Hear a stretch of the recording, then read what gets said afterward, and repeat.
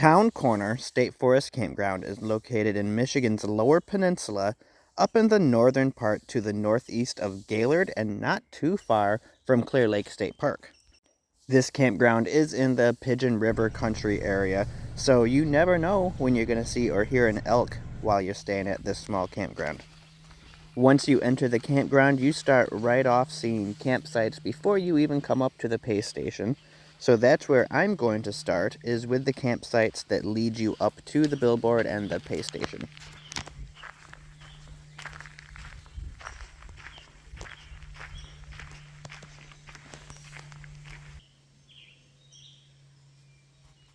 You can see here that these first few sites are kind of tucked into a small growth wooded area. You can expect to have plenty of sunshine, and with all the grass on these lots, you can expect quite a bit of morning dew on not only the grass, but probably your tent or camper as well. These little gnats are pretty terrible. They're just flying everywhere. Luckily they don't bite, but they're everywhere. See, one just landed on my nose. Everywhere. No mosquitoes and no ticks. Lots of gnats.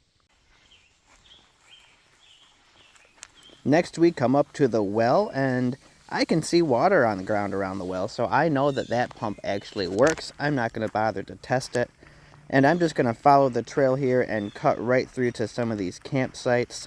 Again, there's only 12 of them, so it won't take you super long to pick out which campsite you want. You don't have a ton to choose from, but the farther into the campground you go, the larger the campsites get.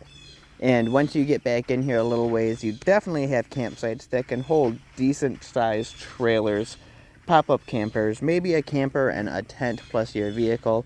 Or if you're coming up this way to fish, you could easily back your boat down in here. Look at how deep this site is. You could probably fit a semi back in this if you really wanted to. Each one of the campsites also, of course, has a picnic table and a fire ring. And there were 2 trash cans right at the opening at the start of the campground. So that's your use for garbage disposal, which means there's probably not going to be a lot of bear or raccoon activity around here. Otherwise, they'd have something a little more secure to keep the campground safe from having garbage spread all over the place. Here is the small billboard and pay station. There must be a tick problem in the area because I have not seen many other tick signs. You can see the campsites are $20 a night.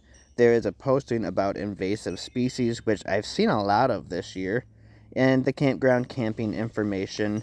Here's your little pay station. I haven't seen a lot of these that actually flip up, but there's your envelopes down there, and a block of wood. I don't know what the wood's for, but there's no pen or pencil. Make sure you keep one in your vehicle. And then the back side of the billboard has some more information on it. Moving on down through the campground, just from the pay station, there's a couple different outhouses. We're going to check this one out and not the other one. No reason, it's just the first one I came to.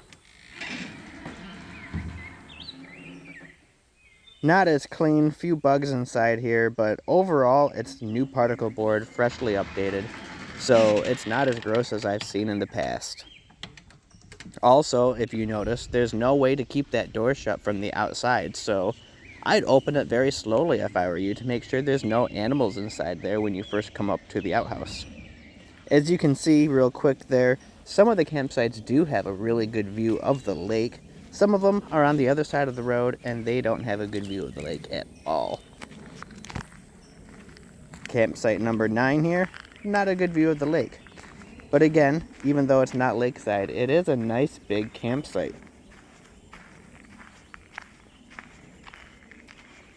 Campsite number 10, as we get up to it here, is narrower, but it's still super deep. Like, again, length of a semi or better. It's crazy how deep of a space they gave campers to back their vehicles in. It's great, don't get me wrong, just not what I would have expected out here in the middle of nowhere like this. Updated fire rings with the cement poured inside to anchor them down and help prevent burns. That's also a nice thing to see because a lot of the campgrounds I've been to today do not have that. They're pretty rusted, worn fire pits, actually.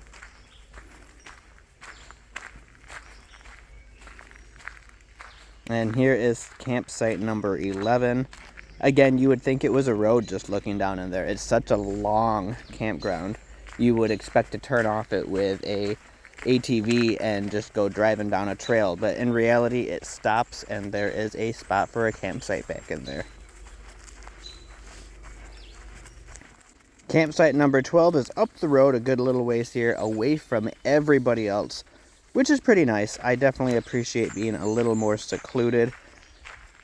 And then on the left here, it's not lakeside, but again, it's a massive campsite and a really nice, small, quiet campground. So you can't hardly argue with that. And then as we turn here, you're going to see my vehicle parked down here. Only vehicle and only person in the entire campground. And I'm parked right where you would go to launch a small boat. Boat ramp here. I'm going to fly the drone.